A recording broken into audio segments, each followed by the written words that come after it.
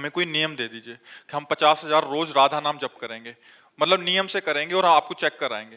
तो वो 50,000 कुछ दिन करते हैं, कभी कभी फिर आपका वैसा वाला एकदम उच्चतम अवस्था वाला प्रवचन होता है कि वास्तविकता में वहीं पहुंचना है, इसी से पहुंचेंगे। अभी 6 महीने हुए हैं तुम्हारे जी, वो 50,000 भी छोड़ दिए और जो नहीं, धीरे धीरे करने अब लगे, 2 दिन उनको कर क्या रहे हैं। करना चाहिए, 50,000 तो नियम वाला करना चाहिए और 5 मिनट 10 मिनट ये करना चाहिए, इसका अभ्यास करना चाहिए।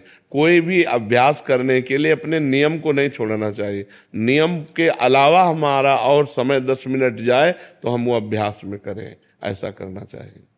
सिद्धि काबरा जी पूना से। राधे राधे। राधे राधे गुरुदेव।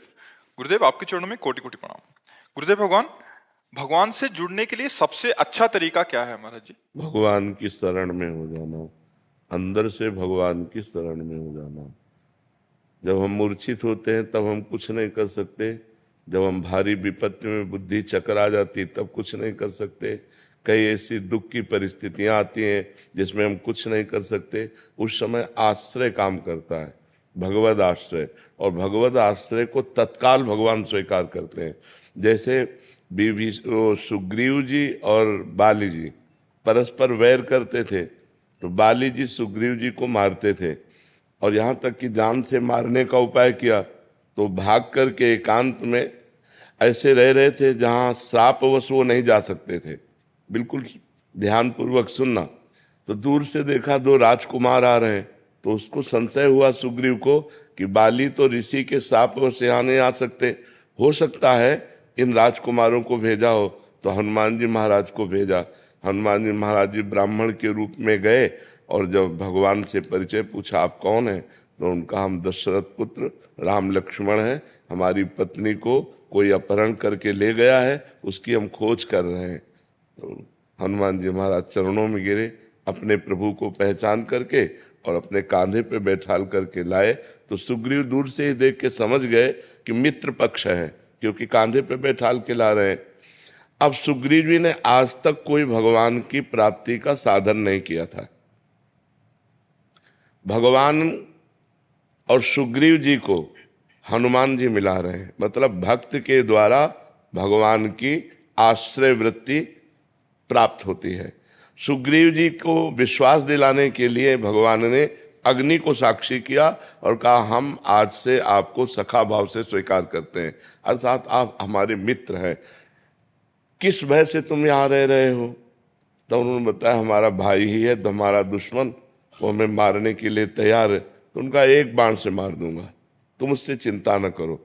सुग्रीव जी ने जब भगवान की बाहुबल की रक्षा से किष्किंधा का राज्य प्राप्त किया, भगवान ने बाली को मारा, तो 4 महीने भगवान प्रवर्षण पर्वत पर रहे, एक दिन भी नहीं गया। भयवश ऋष्यमुख पर्वत पर प्राण छुपाए रहता था। भगवान के आश्रय से किष्किंधा का राजा बना, एक दिन भी दर्शन नहीं करने गया, ऐसी इनकी भक्ति थी, केवल आश्रय।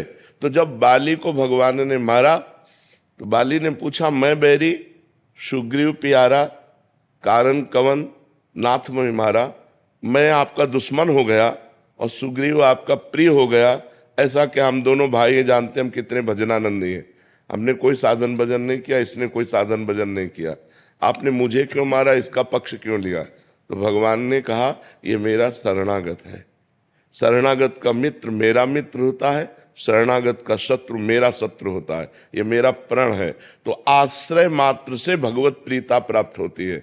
अन्य साधन फिर धीरे धीरे हम करते रहें, लेकिन हृदय से जब हम भगवान को अपना मानने लगते हैं, हे भगवान मैं आपका और आप मेरे, भगवान मेरे मैं भगवान का, मैं किसी का नहीं, भगवान का सिर्फ, इतनी बात हृदय में आ जाए तो सहज में भगवत प्राप्ति हो जाए, सहज में भगवत। पर ये आना बड़ा कठिन है, क्योंकि जब तक सबकी ममता ताग बटोरी, मम पद मन ही बांध बर डोरी, तब तक बात नहीं बनेगी। सबसे प्यार समेटकर एकमात्र भगवान के चरणों में जब तक अर्पित नहीं किया जाता, तब तक आश्रय पुष्ट नहीं होता। जननी जनक बंधु सुतदारा, तन धन धाम सुहृद परिवारा, सबकी ममता ताग बटोरी, मम पद मन ही बांध बर डोरी। भगवान कह रहे हैं सबका प्यार, सबकी ममता को समेट कर जो मेरे चरणों में समर्पित कर देता है वो मेरा आश्रित हो जाता है, और मेरे आश्रित को त्रिभुवन में कभी कोई बाल बांका नहीं कर सकता। फिर उसके हृदय में भगवान की भक्ति के प्रभाव से शुद्ध ज्ञान प्रकट होता है, मायामल का नाश हो जाता है, वो मुक्त हो जाता है, भगवान के प्रेम को प्राप्त हो जाता है। शुभ्रा सोनी जी भोपाल से। श्री हरिवंश महाराज जी, संतोष और संयम की रेखा क्या है? अपने जीवन में संतोष और संयम कहां तक रखना चाहिए? संतोष रखने की चीज नहीं होती, वो एक स्थिति होती है। जब आवे संतोष धन, सब धन धूरि समान। गोधन गज धन बाज धन और रतन धन खान, जब आवे संतोष धन सब धन धूरि समान। यथा लाभ संतोष सदा, काहू सो कछु न चाहूंगो। कभी किसी से चाह उत्पन्न ना हो, ये संतोष की रेखा है। जैसी परिस्थिति में हो उसी में मैं राजी हूं। जोई जोई प्यारो करे सोई मुझे भावे। जैसे मुझे भगवान रख रहे हैं उतने में मैं संतुष्ट हूं। मैं किसी व्यक्ति के आगे चाह नहीं पैदा कर सकता, इसका नाम संतोष है। और संयम, धर्म विरुद्ध भोग नहीं भोग सकता चाहे मर जाऊं। जैसे श्री सदन कसाई जी जगन्नाथ जी की यात्रा को जा रहे थे, बहुत ही महान पुरुष, पर वो कसाई कुल में जन्म हुआ था।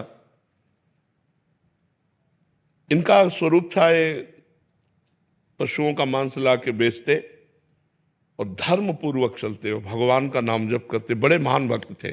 देखो इनके धर्म की परीक्षा हुई। ये जगन्नाथपुरी जा रहे थे दर्शन करने, तो रास्ते में भिक्षावृत्ति से, भगवान के भक्त थे, तो एक घर में आवाज लगाई भिक्षाम दे। तो एक नौवधू निकली, और ये ब्रह्मचर्य का एक तेज होता है, भागवतिक भजन करने वालों में एक प्रकाश होता है जो सबको प्यारा लगता है। ऐसा लगता है ये हमसे बात कर लें, ये हमारी तरफ देख लें, और ये हमारे बहुत प्रिय है, ऐसा सबको लगता है। जो सच्चे भजन मार्ग के पथिक होते हैं वो अपने लगते हैं। ऐसा लगता है कि काश मैं इनके संग में रह पाता। ऐसा उस नौवधू ने जे ही देखा वो लुट गई। उसने कहा यहीं पा लीजिए। अब संत सरल चित जगत हित, वो बैठ गए। संध्या का समय था, प्रसाद तो आए। भगवान की इच्छा, संतों में तो रहता ना भगवान की इच्छा, जैसी महलों में रखे चाहे झोपड़ी में बास दे। उस स्त्री ने हाथ जोड़ा और कहा महाराज जी अगर रात्रि यहीं शयन कर लो और सुबह आप, तो बड़ी श्रद्धा देखी तो ठीक है।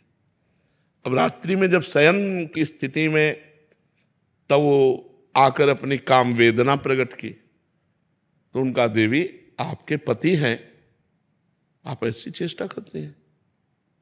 उसका उल्टा दिमाग चला कि मानो ये कह रहे हैं आपके पति, अगर पति ना होते तो उसने अपने पति की हत्या कर दी सोते हुए।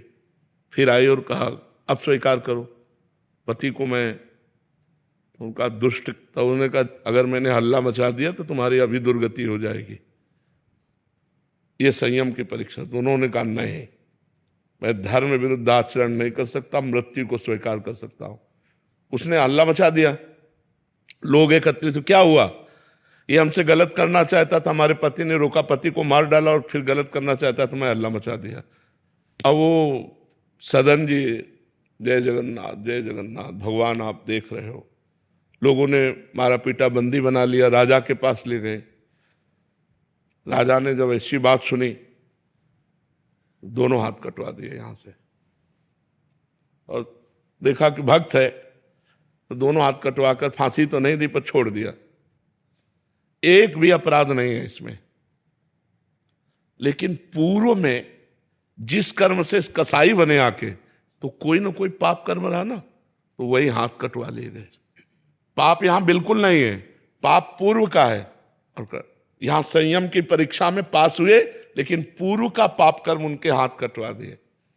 जय जगन्नाथ जय जगन्नाथ। जगन्नाथ जी पहुंचे, कहा प्रभु अब तो हाथ भी नहीं जोड़ सकते क्योंकि यही ले काट डाले गए। तो ऐसे करके जे भी किया सो नवीन हाथ आ गए, भक्तमाल ग्रंथ में लिखा हुआ है। तो संयम इतना कि चाहे मृत्यु का अवसर आ जाए पर हम अपने धर्म से विमुख ना हो। संतोष इतना, कैसी भी परिस्थिति हम किसी से हाथ ना पसारे। मंगबो भलो न बापसो, जो प्रभु राखे टेक।